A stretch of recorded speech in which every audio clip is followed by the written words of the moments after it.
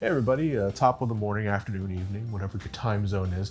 Quick disclosure before we begin today's video. I'm testing out this new lavalier microphone that I recently purchased just to see if I can slowly start getting away from, dragging an external mic all over the place just to get optimal sound. And you can just notice it right above the top of my shirt there. I'll see if I can find a better place to hide it. Normally I like, seeing the microphone on camera, but we're just testing things out here. So we're gonna see how this stacks up. If it ends up not working, then I'll just go back to square one and see what we can do from there. That said, I am open to feedback. If I got any audio nuts there that can help me out on how to get the most out of a lavalier setup, I'm all ears. Leave a comment in the comment below, or leave something on my Twitter page at Somecallmejohnny. I'm always listening there. And on with the show.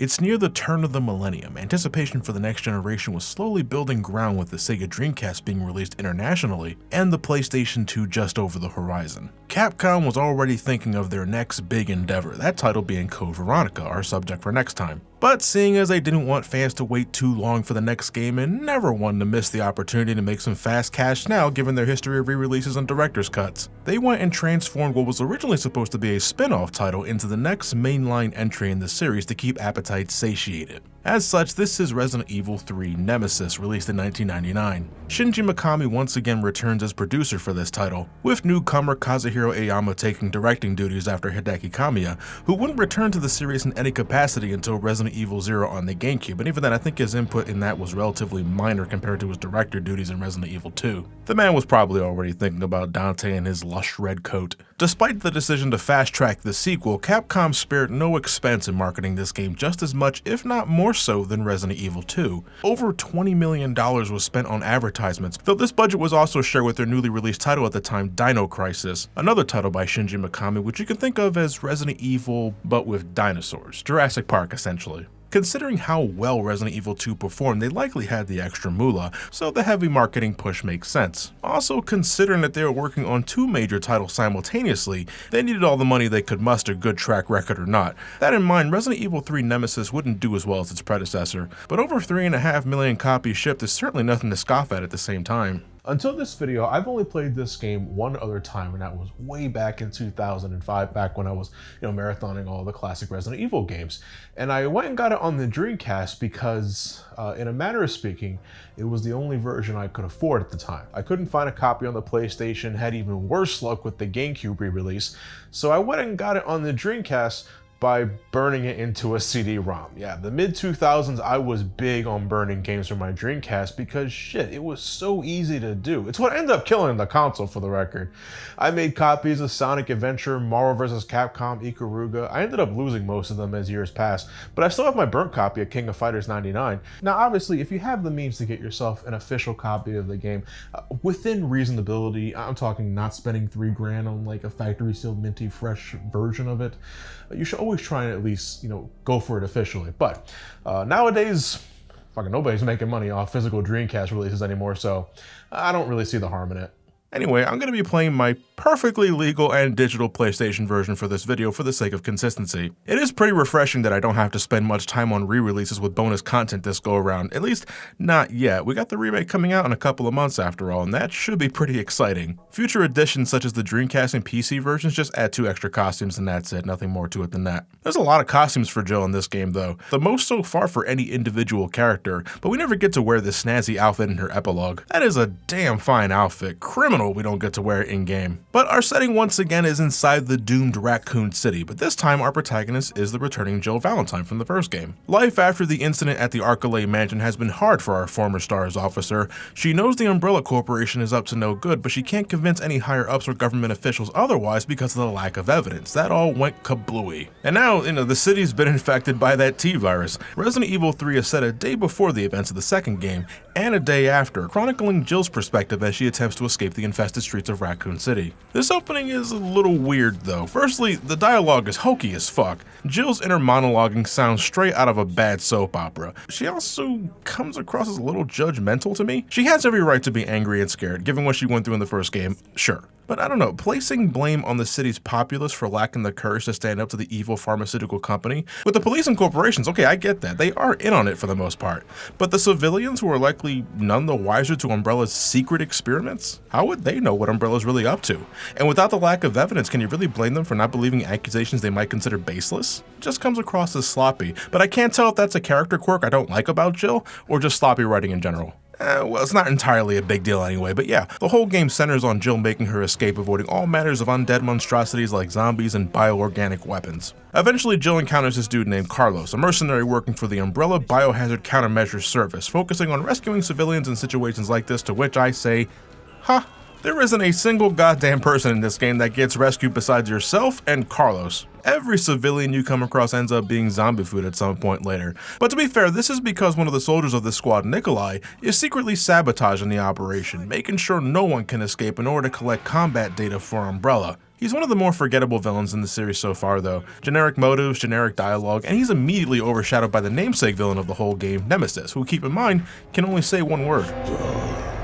Ah yes, Nemesis, a prototype tyrant programmed to hunt down members of STARS, for they're all witnesses to Umbrella's experiments back at the mansion, and Umbrella wants them gone. He's hellbent for leather, got an impressive set of pearly whites, and comes equipped with a fucking rocket launcher, and combat tentacles much to Brad's discharging. I'm sorry Brad, but you're a helicopter pilot, and as we'll see as we continue along this marathon, this series has a raging stiffy for killing helicopter pilots. Being the last remaining member of STARS in the city, because Chris had the common sense to book his European vacation beforehand, Jill is unfortunately in the Nemesis line of sight throughout the whole game. He is Mr. X on crack, and maybe 3 different types of steroids. He can chase you through multiple rooms, not giving a flying fuck about loading doors. He can snipe you from a distance with that rocket launcher of his. He will dash after your ass if you attempt to run away.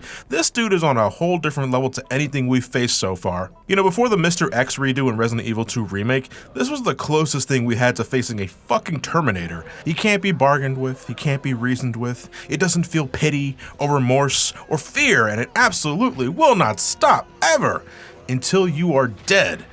Or until, I don't know, you push it off a bridge.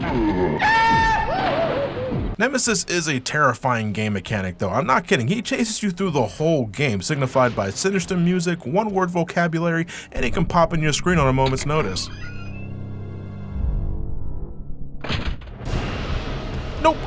You can try your luck and take him down, but you're kind of encouraged to run away from the thing at all costs because yeah man, this asshole is tough. He takes God knows how many handgun bullets, shotgun rounds, grenade launcher blasts just to temporarily put him down. You do get some pretty sweet rewards if you manage to do so though, you know, to make your run through a little easier, like parts for better weapons or an abundance of health packs. But unless this is like your 3rd or 4th playthrough, you're better off just running away. It's not worth spending all that ammo and health if you're just gonna barely scrape by. Not that Jill isn't capable, mind you, because she's gotten a few upgrades that could be damn helpful. Like Resident Evil 2, ammo is plentiful if you got a knack for searching everywhere, and this game even has some explosive barrels and dynamite you can shoot, blowing everything close by to smithereens. They even give you a separate button to aim at those objects specifically, and I really appreciate that given how the camera angles can obscure objects at times. Gunpowder is also brought in for the first time here. With this mixing tool at your disposal, you can combine these vials of powder to make extra ammo for your handgun, your shotgun, your magnum, or grenade launcher, and with proper experimentation and careful studying of the mixing chart, the amount of ammo you can make is absurd.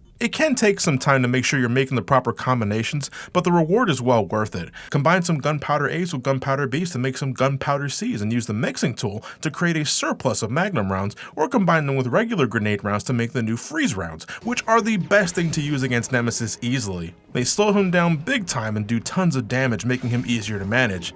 Gunpowders can be a little cumbersome, mainly because the game likes to give you 2 to 4 bottles at once and they don't stack. They're all considered separate items, so item management can be problematic if you need the powders right this instant. Jill at the very least has 8 inventory slots by default, and that's upgraded to 10 not too long in the adventure, so you shouldn't find yourself making unneeded trips to item boxes too often. For the first time in the series, you can now turn 180 degrees in an instant, and oh my god, I miss this so much. Toughest thing to deal with going back to the first 2 games, that clumsy as hell rotisserie chicken turning. You're still dealing with tank controls and pre-rendered camera angles as usual, yeah, but now you have an easier time getting the hell away from shit in a moment's notice. But in this game, Jill's also straight up capable of dodging attacks attacks, and against zombies you can shove them away too, saving yourself from a nasty bite. And I wish I was more consistent with this, because these are awesome techniques that can save your ass in a pinch. Against Nemesis attacks, when those brain suckers try grabbing you, when those fucking hunters try swiping your head off, you dodge behind them, you put a bullet in their back. Super gratifying, feels amazing to pull off, but only when I manage to, because I swear man, it just happens when it wants to. The game says you have to press the aim button as the enemy attacks, or is it press the action button while you're aiming as the enemy attacks? I'm a little confused on the wording, but either way, I'm pumping things full of lead, and if I happen to dodge it, I happen to dodge it. I didn't become overly reliant on it, which is how I think they wanted you to treat it. Otherwise, what's the point of enemies if you could just easily dodge everything? But escaping can be harder than it sounds, because this game is suffocating in narrow corridors and claustrophobic design in general. Unlike last time, Resident Evil 3 has you navigating through the dilapidated city itself, and it is crammed with barricades, debris, broken vehicles, and all other means of blockage. It is amazing in terms of setting the mood to really rub in how bad things have gotten for the city in just a short amount of time, but it is one of the worst things about the opening hours gameplay-wise. This was one of the things I remember actively hating back in 2005. Even though you have access to a map eventually, and that does a great job in helping you navigate, it's like you're running in a city that's nothing but fucking alleyways, difficult to traverse, incredibly easy to lose your place seeing how forgettable locales can be, with the pre-rendered camera angles not doing any favors. Things get better when you make it to the church in light of the park area and the factory, but the city, I'm glad it gets nuked at the end. Spoilers. Resident Evil 3 is one of the shorter games so far. There's only one scenario, and it's Jill. You do get to play as Carlos in a brief stint, looking for a cure for Jill when she momentarily gets infected by the virus thanks to Nemesis, but this section is over before you know it. Carlos is one of the better side characters to control anyway. His assault rifle is better than what Ada rocked in RE2, and the less I say about Sherry's sections, the better. There's also something inherently funny with dealing with a bunch of poisonous snakes with an assault rifle. If you thought Resident Evil 2's lesser emphasis on puzzles was disappointing, Resident Evil 3 brings plenty of them back, but not in an overbearing sense. I think they managed to achieve a good balance in action and puzzle solving this go around. In fact, I think these are some of the best puzzles in the classic lineup so far. Yeah, even that water treatment puzzle that drives some people nuts. These don't make me scratch my head in frustration or bewilderment, and don't require me to have a college degree in philosophy. They're just right in terms of difficulty. Some are more obnoxious than others, but there's nothing you can't eventually solve on your own, either through critical thinking or brute forcing through that son of a bitch. Short length or not, this game has plenty for you to do in the time given, and not every playthrough will be the same, so this game throws a dynamic curveball on certain things. The kind of items you might find in certain places, the types of enemies you might encounter, when Nemesis might show up, solutions to certain puzzles, these kind of things can be randomized. In one session, this area in the park could be full of hunters, but say you die and reload, next time it could be just a shitload of zombies instead. Sometimes those herbs you found in one floor of this hospital could be relocated to the floor above, leaving you thinking how you have to change your strategies accordingly. This was likely done for the sake of spicing things up and adding replay value, seeing as you only have one character to play as. On occasion, you're suddenly forced to make a split-second decision. Most of them are of the same flavor. Do you try and make a getaway, or do you attempt to stand your ground and deal with the issue directly? I don't think there's ever a point where one decision can outright kill you,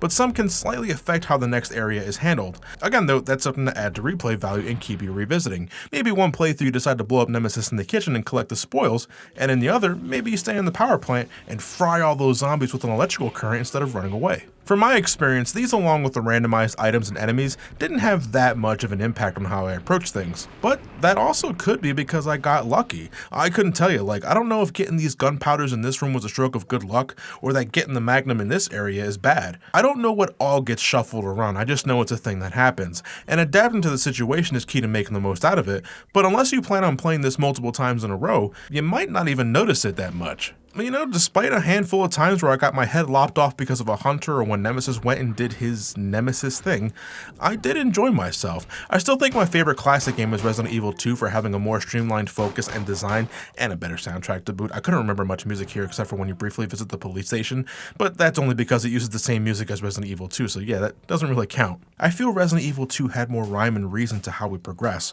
which I think this game sort of fumbles on. The game is clearly putting more emphasis on the chaotic nature of the situation, the things that are just out of our control, and thematically that's good, but in-game it could be messy. Again, that opening in Raccoon City is just awful for me.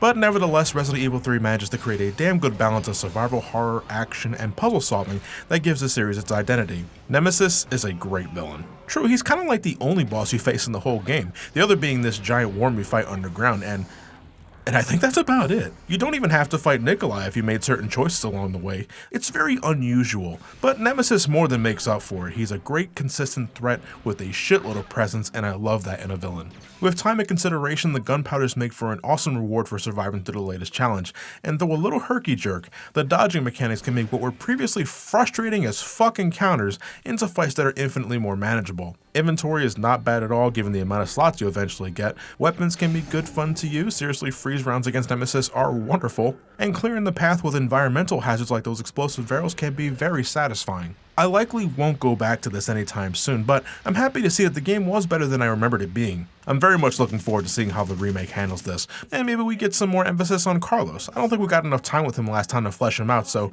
I'd like the remake to fix that. We can probably flesh out the other members of the Countermeasure Squad too. A lot are just unceremoniously killed off screen. The only one with any real impact was Mikhail. Saves your ass against Nemesis in the trolley before going out in a blaze of glory. I'd like more of him, please. Also, let's go ahead and make Nikolai less generic. I'd like that. But above all else, I want to see how Nemesis is used to make an already intense creation into something truly terrifying. What they did with Mr. X was mesmerizing, so with Nemesis, ooh, that should be something else. But as I said, the staff over at Capcom was working on 2 games around this time, and next up we're going to see that next big project in action, and that's Resident Evil Code Veronica. It doesn't have a number in its name, but rest assured it is a mainline Resident Evil game, and one we'll see for ourselves next time. Thank you all for watching, have yourselves a fantastic night, and take care. I think one of the reasons why I don't really often use this shot of the shelves and the consoles and the figures is that, you know, with the light shirt and proper lighting, you can clearly see like the shadow of the bitch tit right here. It's like, I know I gotta lose weight, but you don't have to keep reminding me of that. Anyway, you know, end card. Check my other stuff there. Thanks for watching.